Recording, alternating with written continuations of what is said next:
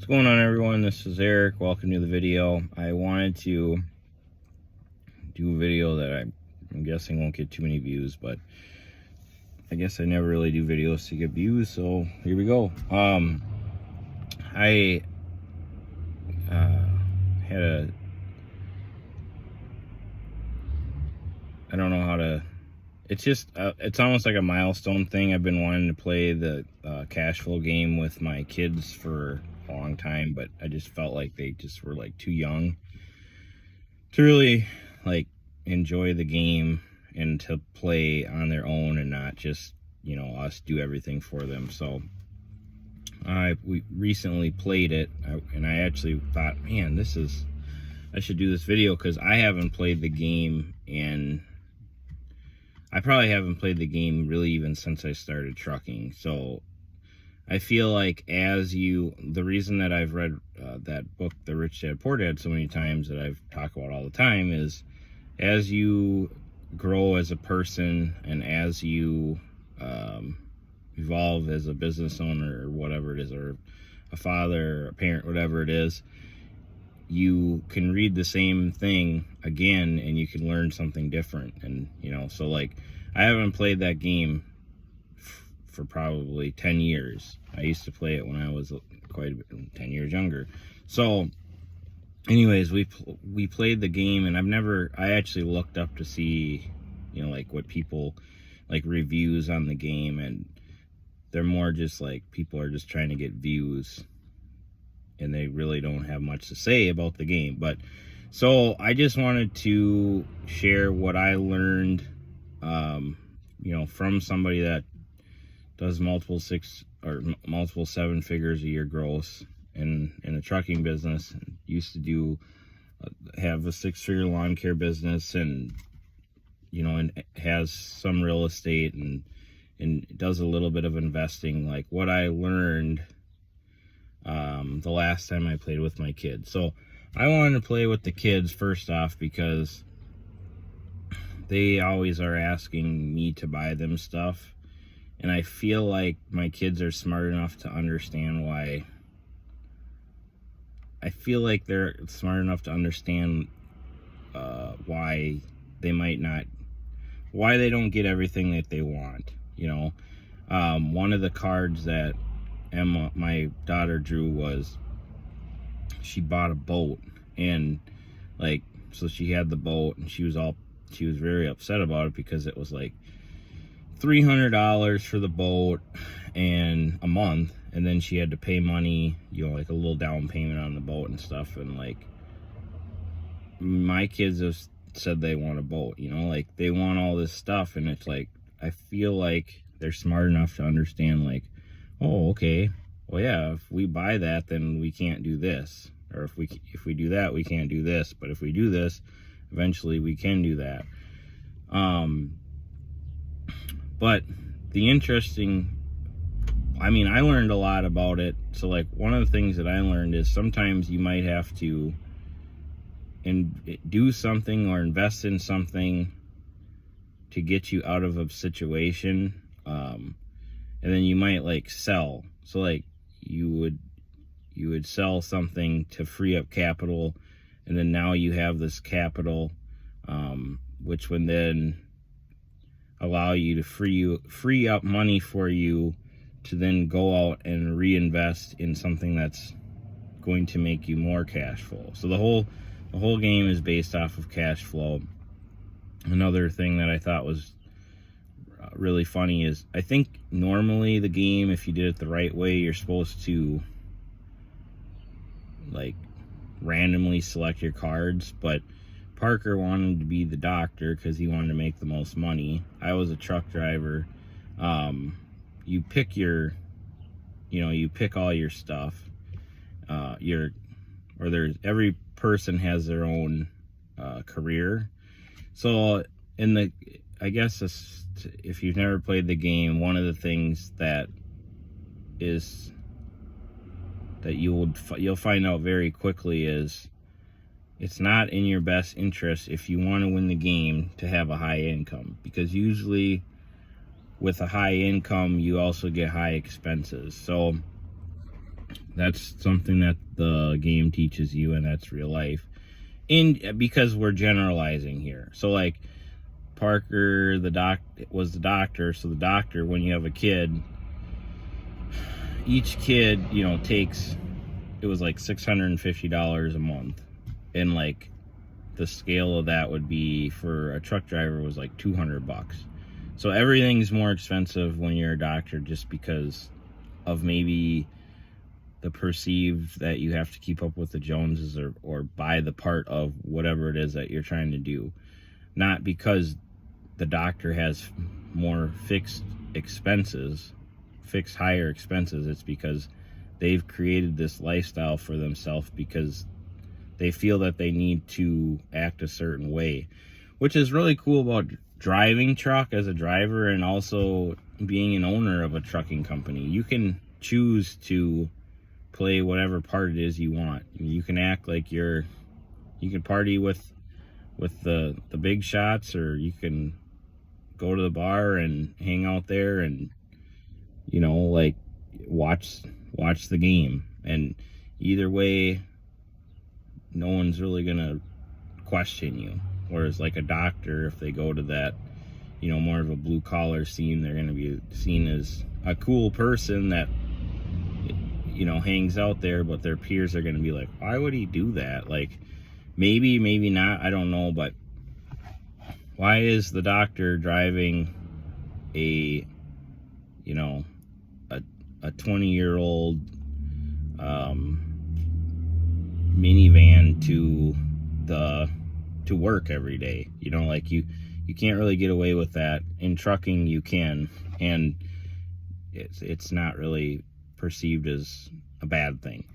So he learned that, because what ended up happening was he made a lot of money, but he spent a lot of money. So like the key that, and I already knew this subconsciously, but really the key to getting out of the rat race in the game and in life is discretionary income. So you have to be able to afford to take a risk on something that can exponentially, you can get a payday from it. So like my modern day example, which isn't in the game, is like maybe like more of a speculative return, like Bitcoin, which I don't know anything about Bitcoin. I just know that it's kind of volatile, and like some people have made a crazy amount of return on their money. So once you do that, then in the game, like they do that with stocks and stuff like that, but you have to be able to afford to be able to have the discretionary income to go out and do something like that, to try it. And then from there, wait for that payday. And then once you get the payday, then turn that into cash flowing real estate. And it doesn't necessarily have to be cash flowing real estate. It's cash flowing real estate and passive businesses that also have the real estate attached. So how you win the game is becoming financially free. It would be what I would call it, which is your personal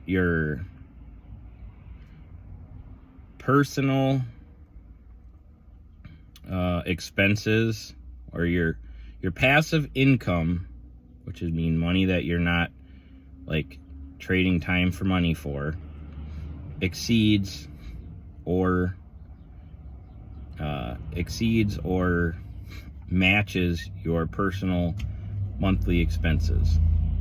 And when you do that, then you now go to the fast track, and then when you're on the fast track, then you still haven't won. You're just playing at a higher level on this game.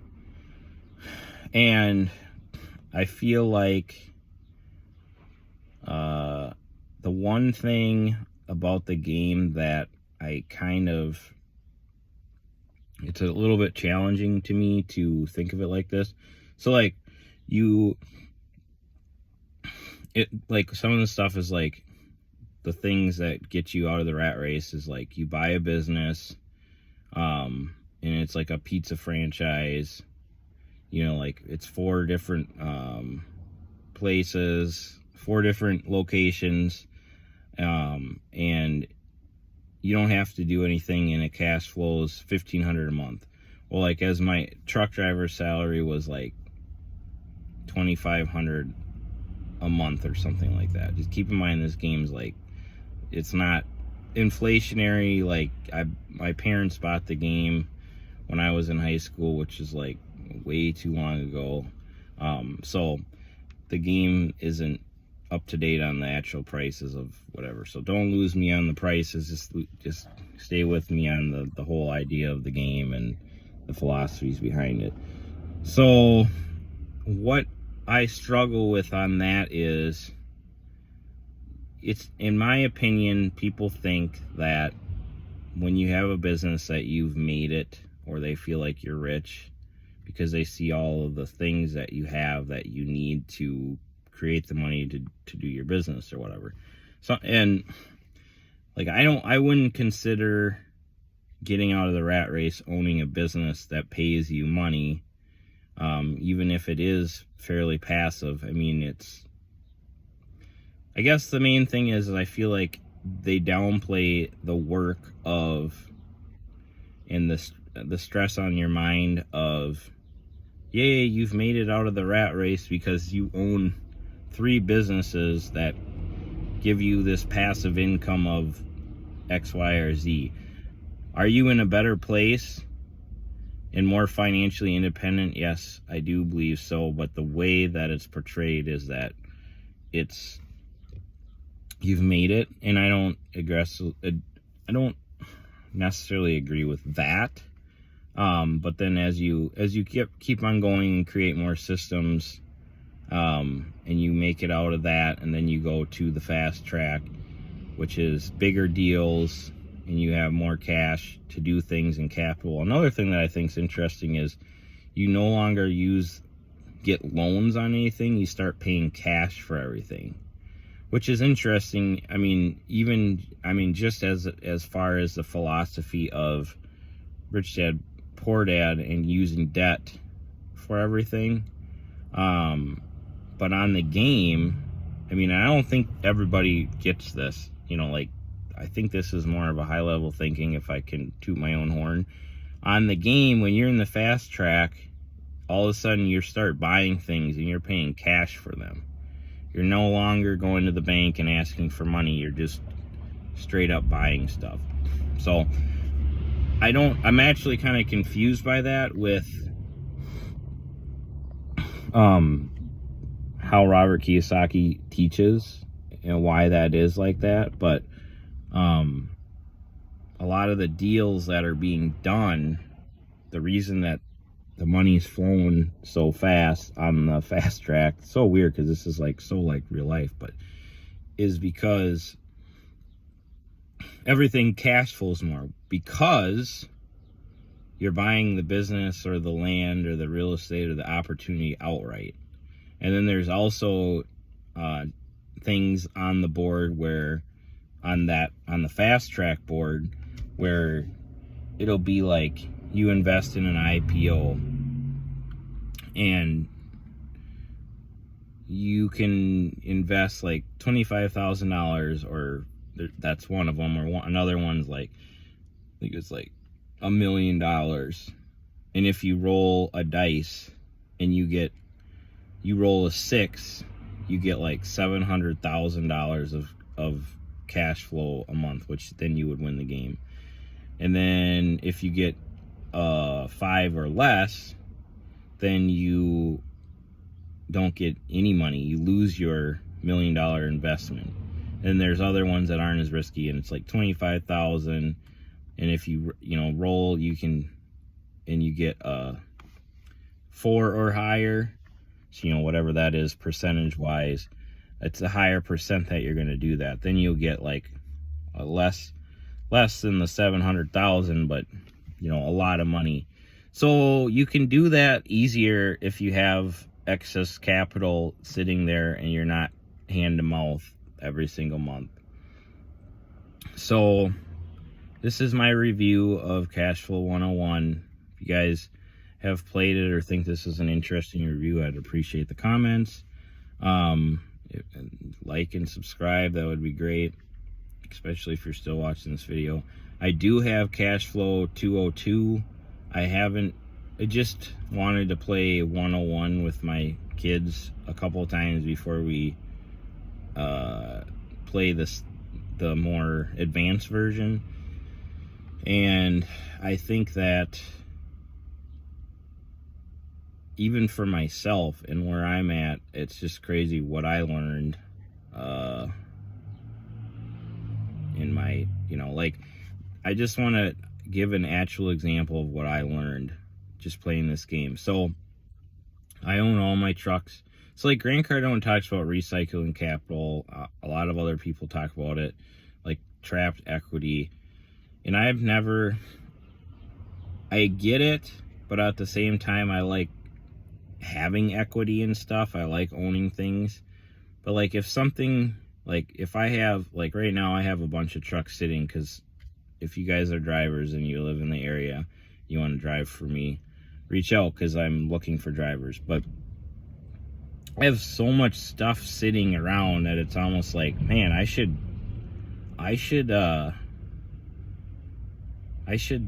sell some of this stuff and keep my money moving into something else to get ahead exponentially.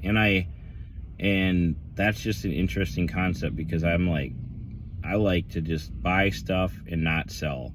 But if it's not real estate, then I guess what is it? Why? Because it's just depreciating in value. So maybe that's something that I should do. And I just thought that was interesting, an interesting takeaway for me. So let me go, if you guys have played it, what you think about it. Peace.